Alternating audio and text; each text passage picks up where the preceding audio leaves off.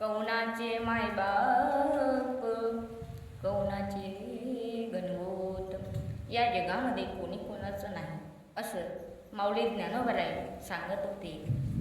एक युवक ठून उभा राहिला आणि माऊली ज्ञानोबारायने प्रश्न केला. माऊली ज्ञानोबाराय, तुम्ही म्हणायला लागले कौनाचे मायबाप आणि कौनाचे गणगोत, हे काय माझ्या बुद्धीला पडत नाही.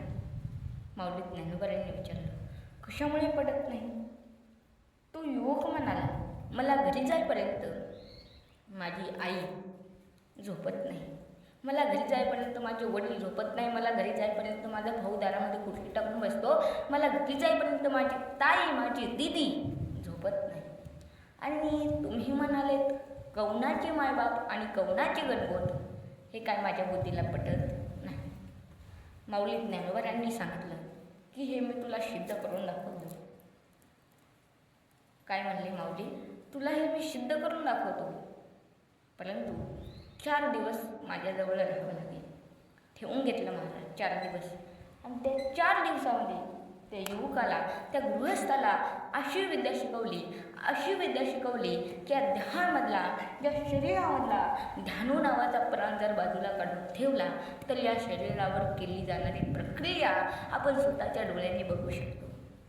अशी विद्या त्या गृहस्थाला, त्या युवकाला शिकवली. आणि 4थ्या दिवशी सांगितलं घरी जायचं, मध्यरात्री उठायचं आणि पत्नीला म्हणायचं, अगं माझ्या खूप छातीत दुखायला लागले. ती जर म्हणली हॉस्पिटलला चला तर अजिबात जायचं नाही. ती जर म्हणली दवाखान्यामध्ये चला तर अजिबात जायचं नाही. कंप्लेट 6ला उठायचं आणि ध्यानू नावाचा प्राण बाजूला काढून ठेवायचा. कंप्लेट 7 जेव्हा वाजतील तेव्हा मी तुझ्या दरबारामध्ये हजर होतो. ठरलं महाराज. 4थ्या दिवशी घरी गेला, मध्यरात्री उठला, पत्नीला म्हणाला, अगं माझ्या खूप छातीत दुखायला लागले. ती म्हणली, अहो गप्प झोपी जा, दिवसभर मी काम केलेलं आहे, मी खूप थकलेलं आहे, तुम्ही गप्प झोपी जा. झोपला महाराज. आणि झोपल्याच्या नंतर कंप्लेट 6ला हा उठला आणि 6ला उठल्याच्यानंतर यानं ध्यानू नावाचा प्राण बाजूला काढून ठेवला. आणि थोड्या वेळानंतर उठली आणि तिने शरीराला स्पर्श करून बघितलं. याच्या हातपाय गार पडले होते. ती म्हणली, यांचे हातपाय गार पडले, याचा अर्थ आपले हे गेले. ती म्हणली, आणखी गावाला माहीत नाही, आईला माहीत नाही, बहिणीला माहीत नाही, भावाला नाही माहीत, काकाला माहीत नाही, काकीला माहीत नाही, काकूला माहीत आहे, कुणालाच माहीत नाही, गावाला माहीत नाही, कुणालाच माहीत नाही. कालची एकादशी, आजचा सोमवार, मी काय एवढा वेळ उपवाशी राहू शकत नाही. आणि ते खिचडी घेतली आणि कुकरमध्ये टाकली, खिचडी शिजवली आणि ताटामध्ये घेतली आणि ती खिचडी आपल्या पतीकडे बघून खायला लागली. हा सर्व बघत होता, याला सर्व दिसत होतं. तो म्हणला, बाई असं आहे का गं? मी तर तुला माझी चंद्रमुखी म्हणलं होतं, तुझा हा मला प्रकार दिसून येतो. खिचडी खाली आणि भांडे जशाचे तसे पालते घालून टाकली आणि रडायला सुरुवात केली. रडायला लागली, जोर जोरानं ओरडायला लागले, माझे हे गेले, माझे पती गेले, भाऊ आला, बहीण आली, काका आली, काकू आले, मावशी आली, सर्वजण आले, गाव आलं. आई म्हणायची, माझ्या लेकाच्या आधी मला नेलं असतं तर बरं झालं असतं. भाऊ म्हणायचा, माझ्या भावाच्या आधी मला नेलं असतं तर बरं झालं असतं. बहीण म्हणायची, माझ्या भावाच्या आधी मला नेलं असतं तर बरं झालं असतं. हा म्हणायचा, किती सर्वजण माझ्यावर प्रेम करत आहे. माझी आई माझ्यासाठी मरायला तयार झाली, माझा भाऊ माझ्यासाठी मरायला तयार झाला, माझा वडील माझ्यासाठी मरायला तयार झालं, माझी ताई माझ्यासाठी मरायला तयार झाली, खाई नाका खिचडी ती सुद्धा माझ्यासाठी मरायला तयार झाली. आणि माऊली खुशाल म्हणताय कौनाचे मायबाप आणि कौनाचे गणगोत, खुशाल म्हणताय.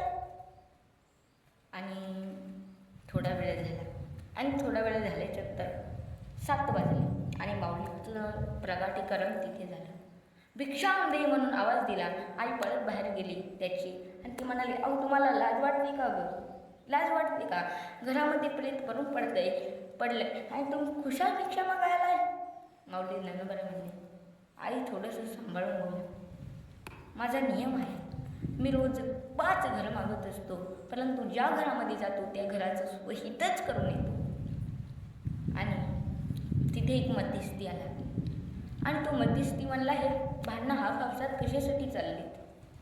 त्यावेळेस त्या आईने सांगितलं, अहो बघा ना, घरामध्ये प्रेत पडून पडलाय आणि हे खुशाल भिक्षा मागण्यासाठी आलेत. त्या मध्यस्थीने सांगितलं, आई तुम्हाला जर या माऊलींनी तुमचा मुलगा जिवंत करून दिला तर तुम्ही यांना काय देणार. ती म्हणले, या रोडची कडीची 10 एकर जमिनी या बाबाच्या नावावर करून देईन. ठरलं महाराज. माऊली आत गेले. माऊली ज्ञानोबांनी सांगितलं, तुम्हाला जर तुमचा मुलगा जर जिवंत पाहिजे असेल तर एक ग्लास भरून दूध घेऊन या. आणि एक ग्लास भरून दूध आणलं महाराज.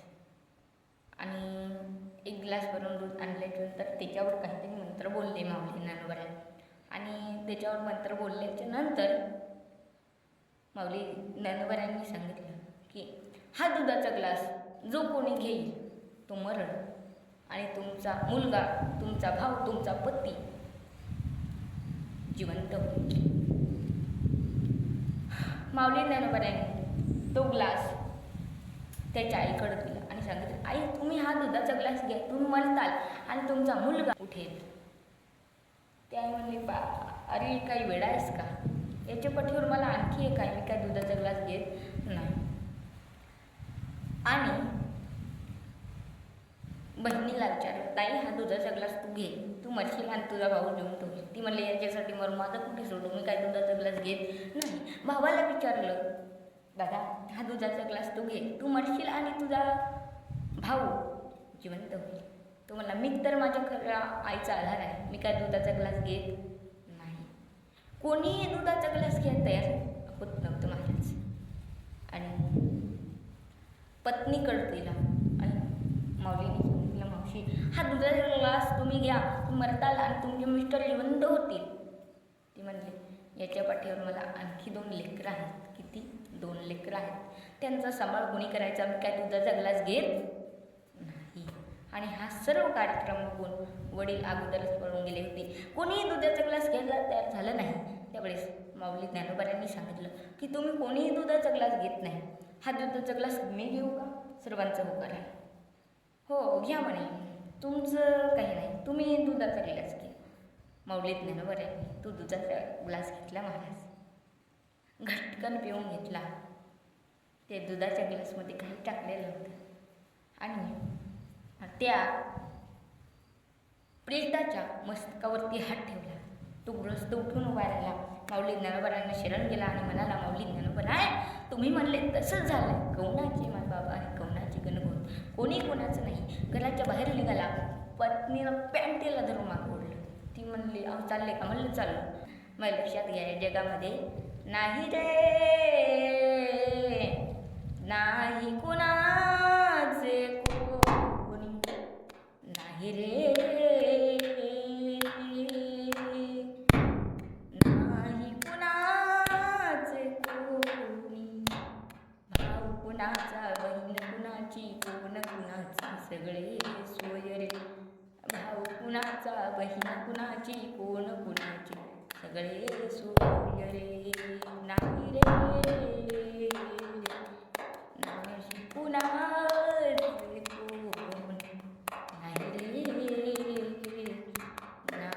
कुणाचे कोण, नाही रे, नाही कुणाचे कोणी, नाही रे, नाही कुणाचे कोण. रामकृष्ण.